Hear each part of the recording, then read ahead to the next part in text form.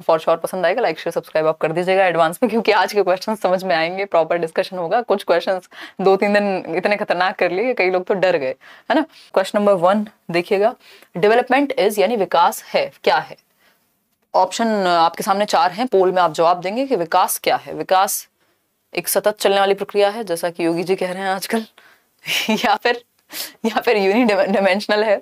या आप लोगों ने इतना टैग किया है ना मुझे कि मतलब सही है। और यूनिडायरेक्शनल है, यूनिडायमेंशनल है, मॉडिफिएबल है, या टोटली जेनेटिकली प्री प्रोग्राम्ड है। बताइएगा एक बार फटाफट से, आंसर कीजिएगा। सभी को गुड इवनिंग, नमस्कार, राम राम, सत श्री अकाल, अस्सलाम वालेकुम, whatever you feel connected with. Start करते हैं। देखो, विकास एक सतत चलने वाली प्रक्रिया है, ये बात बिल्कुल निश्चित है, कॉन्टिन्यूस चलेगा, लाइफ लॉन्ग प्रोसेस है। बट अगर हम बात करें डेवलपमेंट की यहाँ इन 4 ऑप्शंस के अनुसार, तो यूनिडायमेंशनल नहीं हो सकता, एक आयाम नहीं है विकास के, मल्टीपल आयाम है ना, मल्टीपल डायरेक्शंस हैं, फिजिकल, कॉग्निटिव, सोशल, इमोशनल, ये तो हो गए डायमेंशंस। डायरेक्शन की भी अगर हम बात करें तो एक सिंगल डायरेक्शन नहीं होती, दिशाओं में भी कई सारी दिशाएं हैं, जैसे प्रॉक्सिमो डिस्टल एक है, सेफेलोकॉर्डल एक है ना, जनरल टू स्पेसिफिक जाता है, बहुत सारी चीजें हैं इसमें भी, तो ये यूनी नहीं हो सकता। यूनी का मतलब होता है सिंगल, विकास सिंगल नहीं हो सकता, ये मल्टीपल आयाम, मल्टीपल डायमेंशंस होंगी इसकी, एक दिशाई या एक आयामी नहीं, बहुआयामी या बहु दिशा वाला होगा।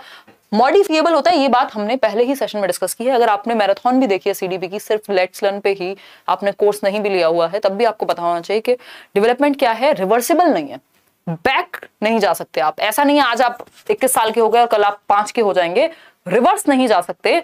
बट मॉडिफिकेशन तो संभव है ना, हो सकता है जो चीज आपने 8 साल में सीखी थी उसको आज आप करेक्ट करके कुछ नए तरीके से मॉडिफाई कर लें। जो आप 5 साल पहले थे वो आज आप नहीं है, और जो आज हैं वो शायद 5 साल बाद नहीं होंगे, मतलब मॉडिफिकेशन आप में होता रहेगा। ठीक, तो मॉडिफिकेशन तो संभव है, यानी परिवर्तन तो संभव है, बदलाव तो किया जा सकता है, बट रिवर्स नहीं किया जा सकता। ऐसा कोई रिवर्स गियर नहीं है, जैसे वो ऑटो वाले होते हैं ना, वो धक्का मार के पीछे लेके जाते हैं, उसमें कोई रिवर्स गियर नहीं होता ऑटो में।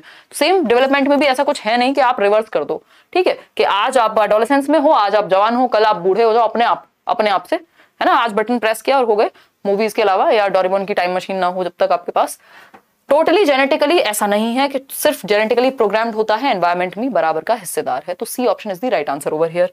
इतनी बात क्लियर है? कोई दिक्कत, परेशानी, दर्द, समस्या अगर यहाँ तक हो रही हो तो आप बता दीजिए, है ना। मेरे ख्याल में होनी नहीं चाहिए, इतने प्यार से तो हमने डिस्कस किया है, अब क्या बच्चे की जान लोगे। क्वेश्चन नंबर 2 देखो, Which of the following is definitely predetermined by genetics और heredity, यानी निम्नलिखित में से कौन सा एक जो है वो आनुवांशिकता या जेनेटिक्स से पूर्व निर्धारित होता है, यानी आपकी हेरिडिटी के द्वारा निर्धारित होगा, यानी किस पर हेरिडिटी का प्रभाव ज्यादा होगा। हेरिडिटी मतलब आपके जेनेटिक्स, आपकी पहली पीढ़ी से जो चीजें आपको विरासत में मिली है एक तरह से, है ना, आपका डीएनए, आपके जेनेटिक्स, आपका जो मेकअप है, जेनेटिक मेकअप, हेरिडिटी से कौन सी एक चीज निर्धारित होगी। जैसा कि हमने डिस्कस किया है एट टाइम्स कि किसी क्षेत्र में हेरिडिटी ज्यादा प्रभावी हो जाती है और किसी क्षेत्र में एनवायरनमेंट ज्यादा प्रभावी हो जाता है।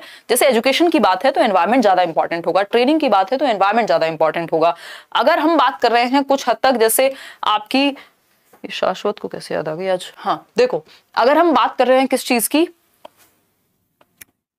मान लीजिए आपके आंखों के रंग की, आपकी बिल्ड की, आपके बहुत हद तक टेम्परामेंट भी, है ना, आपकी जो बॉडी टाइप है, इवन फॉर दैट मैटर, और भी इस तरह की बहुत सारी चीजें हो सकती हैं जो हेरिडिटी जिन पे ज्यादा प्रभावी होती है। डेवलपमेंट में हेरिडिटी एंड एनवायरनमेंट दोनों इंपॉर्टेंट हैं, बट अगर सिर्फ हेरिडिटी की बात करें तो चॉइस ऑफ फ्रेंड्स, ये तो आप एनवायरनमेंट से, पर्यावरण से चूज करते हैं ना फ्रेंड्स, जिस माहौल में आप होंगे वहां से आप चूज कर लेंगे। हेरिडिटी में थोड़ा ना कोड होके आया था कि यही वाले दोस्त बनेंगे पहले से, है ना, ऐसा तो है नहीं। एकेडमिक सक्सेस, इसमें आप कितना इंटरेस्ट ले रहे हैं उस पर मैटर करेगा ना, कितनी आप मेहनत कर रहे हैं। ऐसा थोड़ी आपका दिमाग कितना भी अच्छा हो कि वो एकदम आप एकेडमिक सक्सेस ही पा जाएंगे, अगर गलत डायरेक्शन में चले गए तो मामला खराब हो गया। इंटरेस्ट इन स्टडीज, ये भी आपके एनवायरनमेंट से ज्यादा प्रभावित होती है, कैसा माहौल मिला, कैसे आप इंस्पायर्ड हुए, क्या चीजें, क्या एक्टिविटीज आपने की। मतलब हेरिडिटी का मेन रोल किसमें है, आंखों के रंग में है, कि आपके पिताजी की आंखों का रंग भूरा था, काला था, तो आपका भी हो गया, या माता जी का। तो हेरिडिटी से आपकी colour of your eyes decide होंगी, डिटर्मिन होंगी। बाकी ऑप्शन सारे एनवायरनमेंट से संबंधित हैं। तो 92% लोग आंसर सही दे भी रहे हैं। आगे बढ़ेंगे क्वेश्चन नंबर 3 पर। क्वेश्चन नंबर 3 है, क्वेश्चन नंबर 3 है, देखिएगा एक बार। क्वेश्चन नंबर 3 क्या कहता है, देखते हैं फटाफट से। Dash refers to the learning that children undergo when they enter social institutions such as school, यानी सीखने की वह प्रक्रिया क्या कहलाती है जिसमें बच्चे स्कूल जैसी सामाजिक संस्थाओं में प्रवेश करके सीखते हैं। बताइएगा एक बार। जब बच्चा सोशल इंस्टीट्यूशंस में जाकर के सीखेगा तो यह सीखने की प्रक्रिया क्या कहलाएगी। सामाजिक संस्थाओं की बात हो रही है, मतलब ऐसे इंस्टीट्यूशंस जैसे कि स्कूल, जो भी सामाजिक संस्थाएं हैं वहां से अगर जाके सीखेगा तो मैचुरेशन कहेंगे। भाई मैचुरेशन होती है हेरिडिटी से संबंधित, जो एज के साथ अनफोल्ड होगी।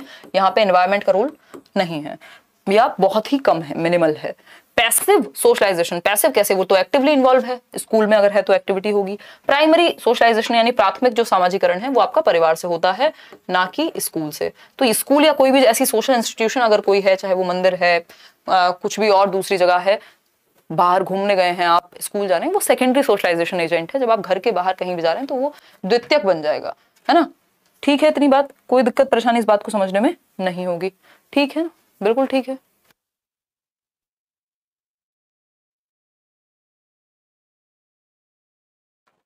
चलिए आगे बढ़ते हैं। तो आंसर था सेकेंडरी सोशलाइजेशन, यानी D option was the right answer. ठीक है, आगे बढ़ेंगे क्वेश्चन नंबर 4 पे। क्वेश्चन नंबर, प्राइमरी सोशलाइजेशन होता है घर से। क्वेश्चन नंबर 4 देखिए, in Kohlberg's moral development theory stage 3 at level 2। Stage क्या है 3 और लेवल क्या है 2। ठीक, कन्वेंशनल मॉरलिटी है, यानी प्री कन्वेंशनल पूर्व पारंपरिक, फिर है आपका पारंपरिक कन्वेंशनल जिसकी ये बात कर रहे हैं, और फिर है पोस्ट कन्वेंशनल यानी उत्तर पारंपरिक। पारंपरिक में 2 स्टेजेस होती हैं, प्री सब में 2-2 स्टेजेस हैं, हर एक लेवल पे 3 लेवल हैं, 6 स्टेज हैं टोटल। बात हो रही है third stage level 2। Third stage level 2, बताइए जवाब दीजिए। 60% लोग ये आंसर दे पा रहे हैं इतने आसान क्वेश्चन का।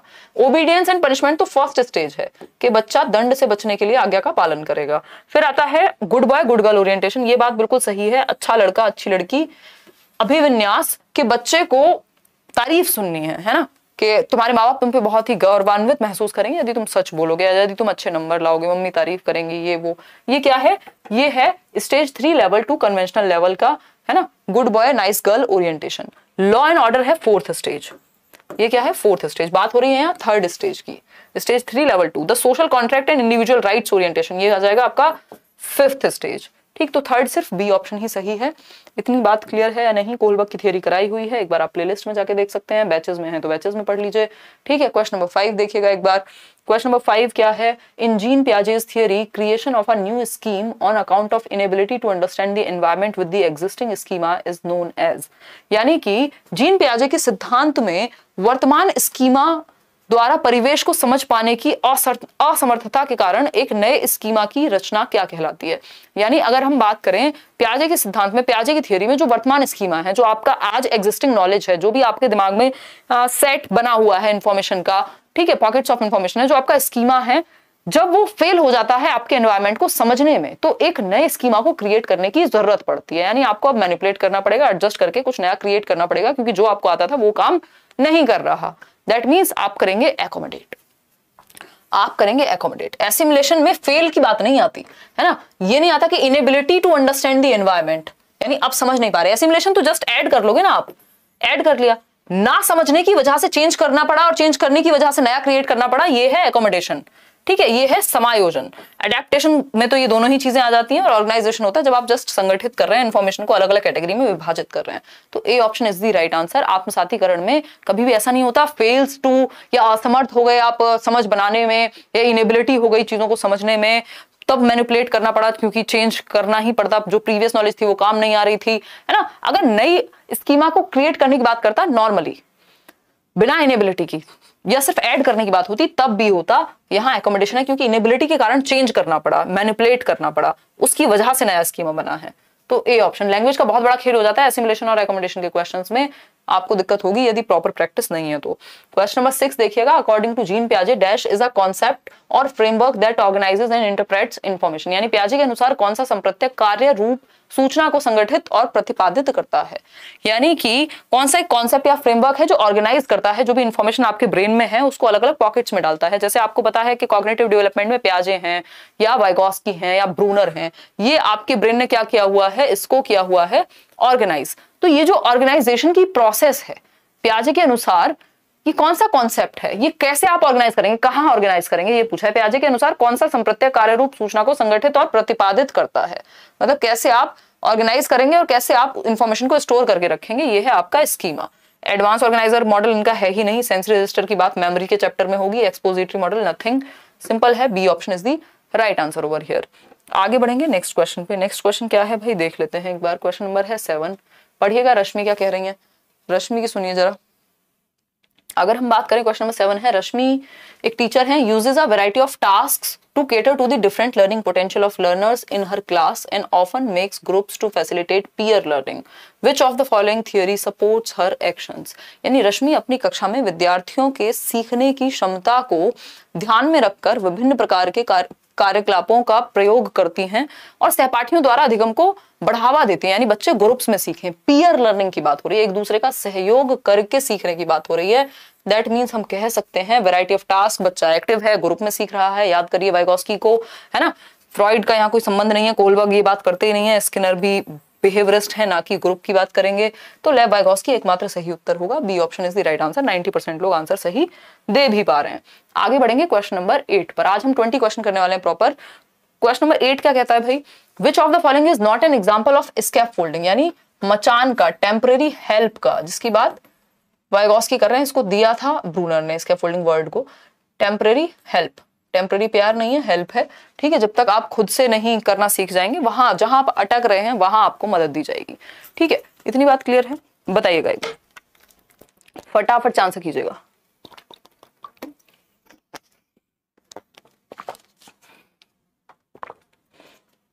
लाइक करना तुरंत भूल जाते हो हैं।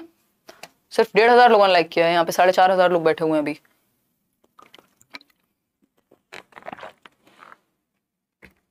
लाइक शेयर कर दिया करो यार। देखो एक बार, अगर हम बात करें बी ऑप्शन की, जो कि आप लोग कह रहे हैं 83% लोग, बात हो रही है कि स्कैप फोल्डिंग का उदाहरण कौन सा नहीं है, यानी टेम्पररी हेल्प का उदाहरण कौन सा नहीं है कि जहां पे हेल्प दी जा रही हो। अनुकरण के लिए कौशलों का प्रदर्शन, यानी मॉडलिंग स्किल्स फॉर इमिटेशन। तो इसमें क्या है, आपको हेल्प दी जाएगी कि मान लीजिए मॉडलिंग स्किल में इमिटेशन के लिए क्या हो सकता है, जैसे आपका वो ए नहीं होता था, तो डॉट डॉट डॉट करके ज्वाइन करना होगा, तो बच्चा इसके ऊपर प्रॉपर ऐसे बना देगा। तो इसमें भी एक तरह से हेल्प मिल गई, स्कैफोल्डिंग हो गई। प्रॉम्प्ट्स एंड क्यूज, जहां आप इशारे या संकेत दे रहे हैं, कोई क्लू दे रहे हैं कहीं पे जहां पे बच्चा अटकता है, तो आप समझ जाएंगे, मतलब बच्चा समझ जाएगा, तो ये स्कैफोल्डिंग है। पीयर ट्यूटरिंग, जब एक दूसरे से सीख रहे हैं बच्चे, तब भी हेल्प मिल रही है उनको। लेकिन रटना टेम्पररी हेल्प का उदाहरण बिल्कुल भी नहीं है, तो B option is the right answer. Clear है यहाँ तक की बात? आगे बढ़ेंगे नेक्स्ट क्वेश्चन पे। इसमें भी कंफ्यूज हो रहे हो, इतने आसान क्वेश्चन में भी है। 2-3 दिन मुश्किल क्वेश्चन क्या किए, सर पकड़ ले आप लोगों ने, आसान क्वेश्चन भी गलत कर रहे हो हैं। देखो एक बार क्वेश्चन नंबर 8 देखिएगा, ये क्या 9 है actually. Which of the following does not depict, यानी कौन सा एक नहीं दर्शाता appropriate strategies for learning in a constructivist classroom, यानी निम्नलिखित में से कौन सी शिक्षा शास्त्रीय पद्धति एक संरचनावादी कक्षा के लिए उपयुक्त नहीं है। यानी कंस्ट्रक्टिविस्ट क्लासरूम, जहां बच्चा एक्टिव होगा, जहां वो नॉलेज को कंस्ट्रक्ट करेगा। पियाजे, वाइगोस्की और ब्रूनर आप यहाँ पे याद करिए, जहां पे बच्चा एक्टिव है। आपका जो एनसीएफ है वो भी इसी पे बेस्ड है, ठीक है। ये सारी चीजें हैं। Encouraging multiple perspectives, group collaboration, drill and recall या एक्सपेरिमेंटेशन। बताइए एक बार फटाफट से बताइए। C option 86%, drill and recall. चलिए देखते हैं, मतलब ठीक कह रहे हैं आप लोग बिल्कुल। अगर हम बात करें बच्चा कौन सा एक ऑप्शन है जो कंस्ट्रक्टिविस्ट क्लासरूम के अनुसार नहीं जाएगा, यानी कंस्ट्रक्टिविस्ट क्लासरूम मतलब जहां पे कंस्ट्रक्शन नहीं हो रही या जहां पे बच्चा एक्टिव नहीं है, वो कंस्ट्रक्टिविज्म के अनुसार सही नहीं होगा। तो कहां पे बच्चा एक्टिव नहीं है, मल्टीपल पर्सपेक्टिव्स हैं तो बच्चा एक्टिव है। बहुआयामी परिप्रेक्ष्य से किसी चीज को आप देखने के लिए प्रोत्साहित कर रहे हैं बच्चे को, यानी बच्चा एक्टिव होगा। ग्रुप में कोलैब करेगा तब भी वो एक्टिव होगा, ग्रुप में सीखेगा, खेलेगा, व्हाटएवर, एक्सपेरिमेंट करेगा तब भी एक्टिव है। लेकिन ड्रिल एंड रिकॉल में एक्टिविटी कम है और बोरियत ज्यादा है, पैसिविटी ज्यादा है, जस्ट रिपीट करते हैं। और ड्रिल क्या होता है, बार बार सेम चीज प्रैक्टिस कर रहे हैं आप, 2 एकम 2, 2 दूनी 4। फिर इसके अलावा अगर हम बात करें दोहराव की, रेपिटेशन की, अगेन सेम बात है। तो यहाँ पैसिविटी ज्यादा होती है एक्टिव होने से, ठीक है। आपकी बॉलिंग बहुत ही औसम है। अरे यार मेरी प्रैक्टिस करने की जरूरत है गिल्लू, अभी जो ये मजाक उड़ा रहे हो ना, नेक्स्ट मैच में देखना आप। अभी मेरे को ज्वाइन करूंगी मैं अकेडमी, बहुत पोटेंशियल है मेरे में क्रिकेट का, देख रहे हो। मजाक कर रही हूँ यार, दिल को मत ले जाना, कभी रोस्ट करो कल। देखो एक बार क्वेश्चन नंबर 10 देखो एक बार। अगर हम बात करें, 2 साल से तो देखा ही नहीं था बैट। क्वेश्चन नंबर 10 है, who dismissed the idea of general intelligence and defined intelligence in terms of several distinct set of processing operations. यानी निम्न में से किसने सामान्य बुद्धि के विचार को नकारा और बुद्धि को अनेक विशिष्ट संसाधन संक्रियाओं के पदों के रूप में परिभाषित किया।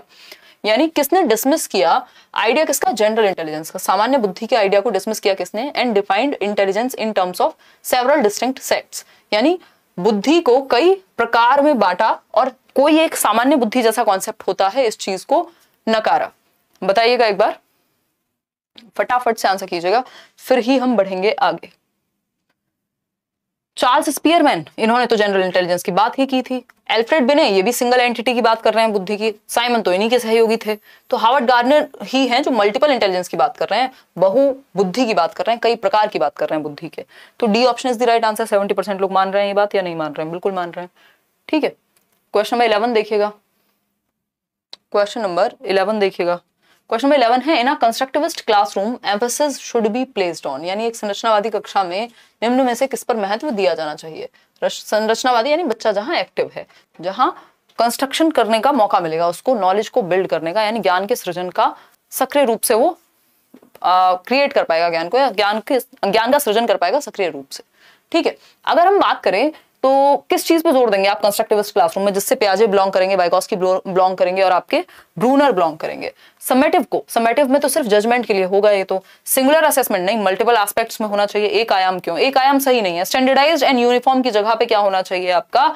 बच्चे को जान करके डिफरेंशिएटेड इंस्ट्रक्शन एंड ऑल होनी चाहिए। अगर बात करें कंस्ट्रक्टिविस्ट यानी बच्चा एक्टिव होगा, बच्चा एक्टिव होता है संरचनात्मक या फॉर्मेटिव असेसमेंट में, जहां पेन पेपर टेस्ट नहीं बल्कि एक्टिविटीज के थ्रू बच्चे को फीडबैक के लिए जांचा जाएगा। तो एफ जो होंगे वो होंगे कंस्ट्रक्टिविस्ट पर्सपेक्टिव को ध्यान में रखते हुए, क्योंकि यहाँ जजमेंट के लिए नहीं है, उसको इंप्रूव कराने के लिए टेस्ट लिया जाएगा या बेसिकली एक्टिविटीज कराई जाएंगी। क्वेश्चन नंबर 12 देखिएगा एक बार। Private speech in Vygotsky's theory, Vygotsky के सिद्धांत के अनुसार निजी संवाद या निज वाक जिसको हम कहते हैं, वाइगोस्की ने 3 प्रकार के टाइप्स ऑफ स्पीच दी हैं। पहला है सोशल स्पीच, सामाजिक वाक, 2 साल में बच्चा समाज में बोलना शुरू कर देगा, पापा मम्मी व्हाटएवर। फिर इसके अलावा अगर हम बात करते हैं, दूसरा आता है प्राइवेट स्पीच, जब वो खुद से ही बोल बोल के बात करेगा 3 से 6 वर्ष के बीच में। फिर जो वो 5 से 6 वर्ष आते आते वो सोशल स्पीच करेगा, साइलेंट इनर स्पीच करेगा, यानी अपने मन में भी बात कर लेगा। तो ये 3 प्रकार हैं वाइगोस्की के अनुसार भाषा के, ठीक है, स्पीच के। ठीक, तो प्राइवेट स्पीच क्या करती है? प्राइवेट स्पीच मतलब खुद से बात करना, जिसको प्याजे क्या कहते हैं? प्याजे कह रहे हैं इसको ईगो सेंट्रिक स्पीच, कि बच्चा अहम केंद्रित है, सेल्फ सेंटर्ड है। बट वाइगोस्की ने इसको बहुत महत्व दिया है।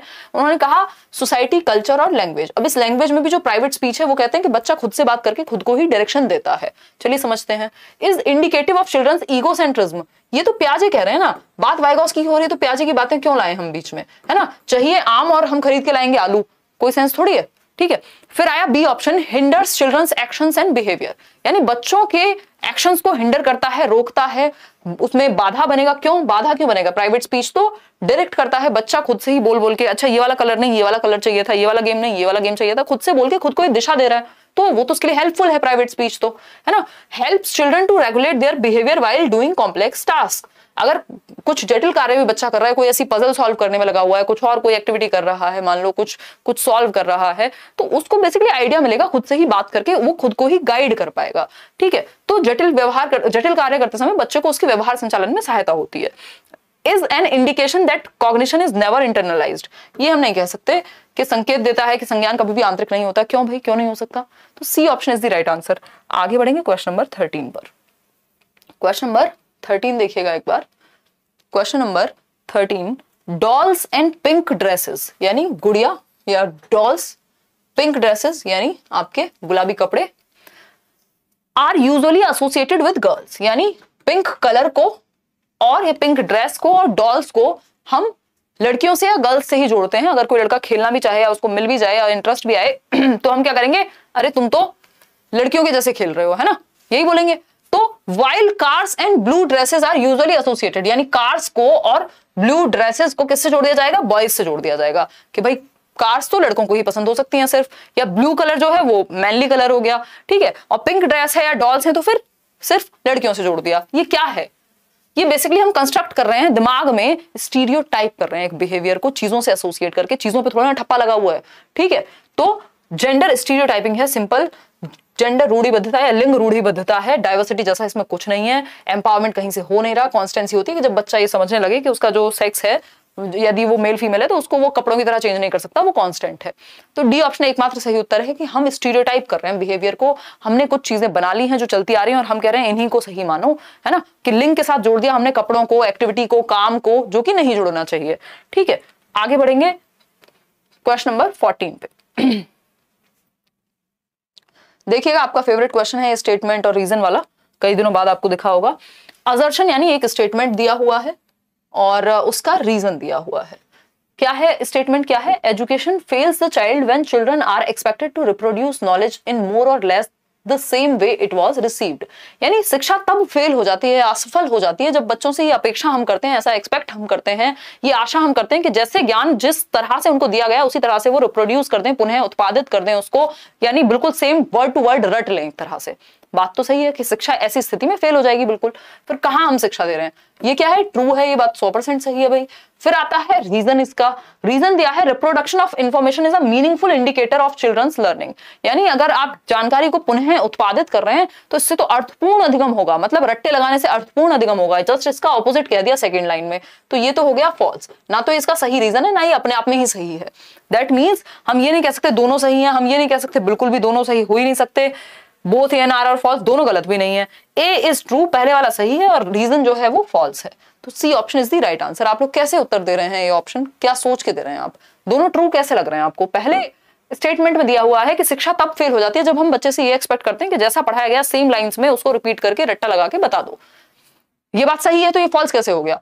रीजन क्या है? रीजन इन्होंने दिया है कि जो रिप्रोडक्शन ऑफ नॉलेज है उससे बहुत मीनिंगफुल लर्निंग होती है, यानी रट्टे लगा करके जैसे कि जैसे उसको उलट दिया गया, जो पढ़ा था बिल्कुल वर्ड टू वर्ड अगर आपने फेंक दिया तो इससे मीनिंगफुल क्या है, ये तो रट्टा है, इसमें अर्थ कहां है?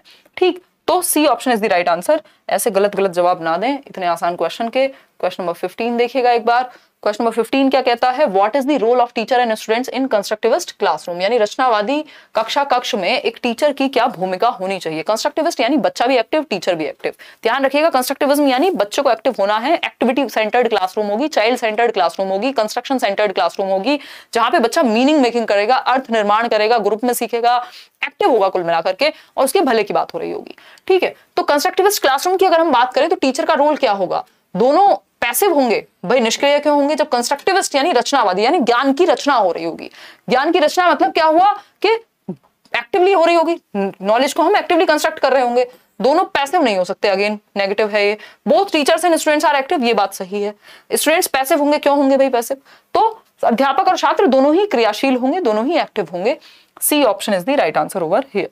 आगे बढ़ेंगे क्वेश्चन नंबर 16। 15 क्वेश्चन, ये क्या किया मैंने? कोई नहीं, खैर पीडीएफ में शायद मैं ऐड करना भूल गई होंगी। मैंने सोचा था 20 क्वेश्चंस करेंगे, वो सेट था, तो आज फिर 15 पे रुक जाते, नहीं तो मैंने पक्का सोचा हुआ था कि 20 करेंगे। और कोई बात नहीं, आज अभी के लिए फिर मैनेज कर लो, कल करेंगे 20 क्वेश्चंस, डोंट वरी। ठीक है, आउट ऑफ 15 कितने ठीक हुए ये बता दीजिएगा। आज का सेशन इजी था कंपैरेटिवली। अगर किसी को दिक्कत आई हो समझने में तो बताइएगा, है ना। ऐसे सरप्राइज मिल गया मुझे ही, मैंने शायद वो लास्ट में क्वेश्चन ऐड करना भूल गई। और खैर कोई नहीं, सीटेट के बैच में अगर आप इंटरेस्टेड हैं तो एनरोल कर लीजिएगा। और इसके अलावा टेलीग्राम चैनल से पीडीएफ आपको मिल ही जाएगा। व्लॉग ना देखा हो तो दूसरे चैनल पे जाके देख लीजिएगा, या टेलीग्राम पे लिंक शेयर किया है, लाइक शेयर सब्सक्राइब ना किया हो तो ये भी कर दीजिएगा। आज क्वेश्चन ज्यादा करने की इच्छा थी, बट क्या करें, 5000 लोग लगभग देख रहे हैं, लाइक भी बराबर कर दीजिए खुशी खुशी। अगर सेशन पसंद आया हो, आउट ऑफ 13 आए हैं, आउट ऑफ 15, 14, 12, बहुत बढ़िया। चलिए फिर आज इतना ही रखते हैं, कोई बात नहीं, कल मिलते हैं, है ना। मंडे टू फ्राइडे ये सेशन रहता है आपका, और 9:30 कल मिलते हैं। अभी कई सारी चीजें मुझे करानी है, एक बार मैं फ्री हो जाऊं संडे को, होपफुली मंडे से मैं आपको कई चीजें करानी है ना। चलो, कई इन्फॉर्मेशन भी है देनी है, जो एईएस की वैकेंसी पे आप लोगों की बहुत क्वेरी आ रही है, उस पर बात करेंगे, सीटेट पे चर्चा करेंगे, हैं चीजें करने को। और अपकमिंग वीक में आपका एक मैराथन सेशन भी होगा जिसमें हम पूरा पेपर डिस्कस करेंगे सीटेट का, जो इस बार ऑनलाइन पेपर आया था। ठीक है, जो हम हर साल करते हैं, लास्ट ईयर भी किया ही था। ठीक है, टेक केयर, लाइक शेयर करना अगर भूल जाए तो कर दीजिएगा। कमेंट्स में कोई भी क्वेरी हो तो वो जरूर बता दीजिएगा, लाइक शेयर से हटके। ठीक है, चलिए फिर टेक केयर। सीटेट एग्जाम कब होगा अभी किसी को नहीं पता, है ना, इस पर चर्चा करेंगे अलग से।